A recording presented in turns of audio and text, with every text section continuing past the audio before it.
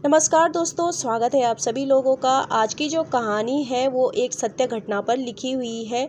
ये घटना मैंने अपने बचपन में सुनी थी और आज भी जब मैं इस घटना के बारे में सोचती हूँ तो दोस्तों मेरे रोंगटे खड़े हो जाते हैं और सोचने पर मजबूर हो जाती हूँ कि क्या किसी के साथ इतना बुरा भी हो सकता है।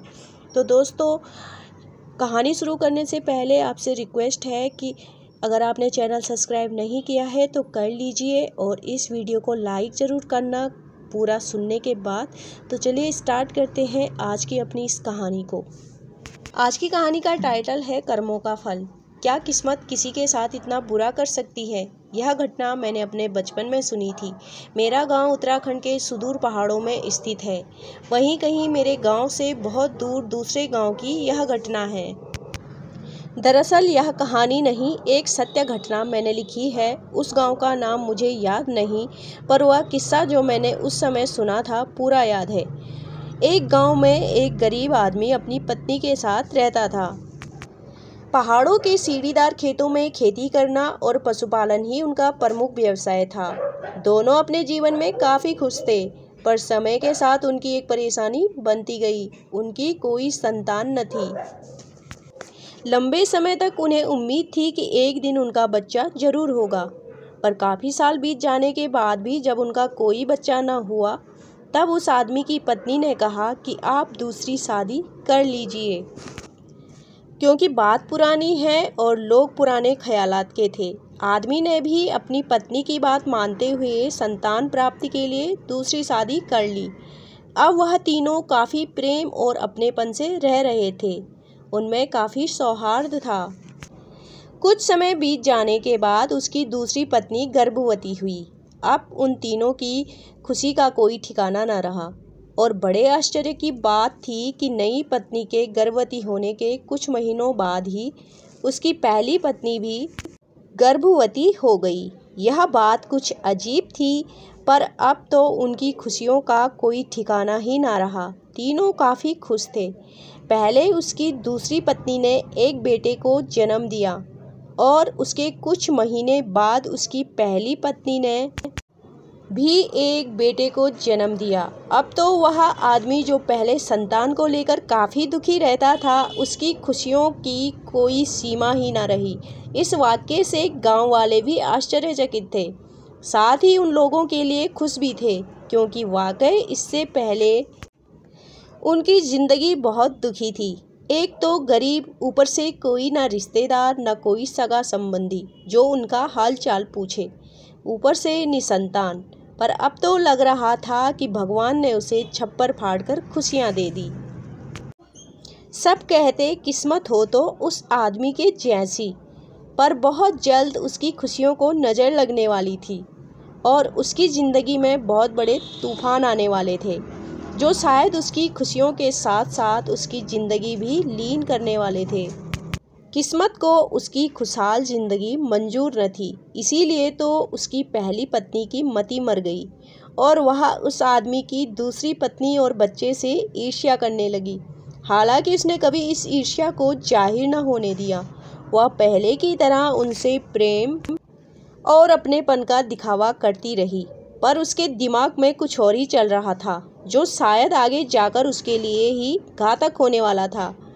एक दिन उस आदमी की दूसरी पत्नी यानी कि उसकी सौतन अपने बच्चे को दूध पिलाकर उसे सुलाकर खेत में कुछ काम करने के लिए चली गई।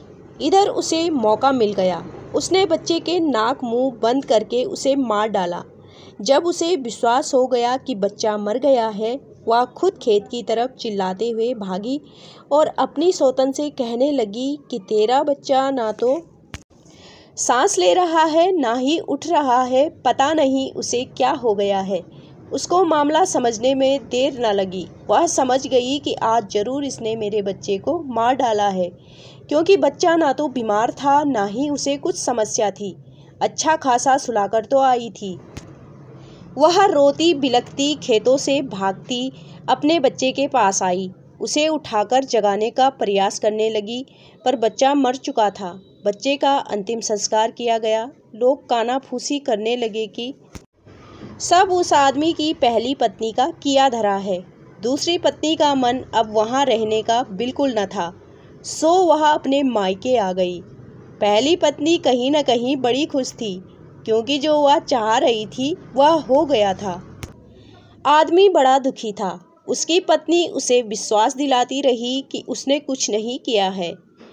अब आदमी, उसकी पत्नी और उसका बेटा साथ थे। कुछ ही महीने बाद उसका बेटा बीमार हुआ और मर गया। इस दुख को वह आदमी बर्दाश्त नहीं कर पा रहा था। ऊपर से उसकी पहली पत्नी ने जो कांड किया, उसकी चर्चा भी हर तरफ थी।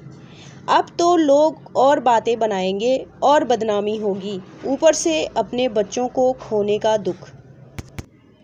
उसको यह सब चीज़ें चैन से जीने नहीं दे रही थी। वह इतना व्यथित था कि एक दिन हरिद्वार गंगा स्नान का बहाना बनाकर घर से निकला और गंगा में ही उसने अपनी जल समाधि ले ली। वह भी मर गया। यह बात लोगों ने उसकी पत्नी को बता दी। अब वह अकेली रह गई। वह पछताती रह गई, पर अभी उसके कर्मों का भुगतान बाकी था। परिवार के इंसान तो रहे नहीं, पर उसने जो गाय भैंस पाली थी उसके 7 बच गए। गर्मियों में पहाड़ों में चारे की कमी हो जाती है, इसलिए पेड़ों के पत्ते काट कर पशुओं को खिलाए जाते हैं। एक दिन वह औरत भी चारे की व्यवस्था के लिए पेड़ पर चढ़ी। पेड़ की ऊंचाई काफ़ी थी और वह भी काफ़ी ऊंचाई पर चढ़कर टहनियाँ काट रही थी। अचानक उसका संतुलन बिगड़ा और वह पेड़ से जमीन पर आ गिरी। उसके पैरों में काफ़ी चोटें आ गई थी। गांव के लोग उसे उठाकर उसके घर ले तो आए थे, पर उसके किए कर्मों को देखकर कोई उस पर ज़्यादा दया नहीं कर रहा था। सबको लग रहा था कि एक दिन ठीक हो जाएगी। अब वह सिर्फ चारपाई पर पड़ी रहती, चिल्लाती रहती, रोती रहती, पर कोई भी उसकी मदद को न आता। वह काफ़ी कमज़ोर हो चुकी थी, क्योंकि उसके कोई रिश्तेदार भी नहीं थे, न उसके मायके वाले थे जो उसकी मदद को आते। जब उसमें चिल्लाने और रोने की भी ताकत न रही, वह सिर्फ कराहती रहती, तो कुछ लोगों को उस पर तरस आ ही गया। वह उसे डॉक्टर के पास ले गए, जहां डॉक्टर ने बताया कि उसकी दोनों टांगों में इन्फेक्शन फैल गया है, उन्हें काटना पड़ेगा। उनकी दोनों टांगें काटनी पड़ी। वह अपाहिज हो चुकी थी। उसके पशुओं को गांव वालों ने रफा दफा कर दिया। पता नहीं अभी वह जिंदा है कि नहीं, और किसी ने उसकी इसके बाद मदद की भी कि नहीं। यह सभी बातें सोचकर मेरा मन आज भी व्यथित हो जाता है। पर इस घटना से हमें यह तो सीख मिलती है दोस्तों कि इंसान को उसके बुरे कर्मों का फल इसी जीवन में मिल जाता है। इसीलिए बुरे कर्मों से बचें दोस्तों। बुरे कर्म बुरी सोच का ही नतीजा होते हैं। इसीलिए हमेशा अच्छा सोचें, पॉजिटिव सोचें। अगर आपको ये कहानी पसंद आई हो तो लाइक ज़रूर करना और चैनल को सब्सक्राइब ज़रूर करना। मिलते हैं अपनी अगली नई कहानी में दोस्तों।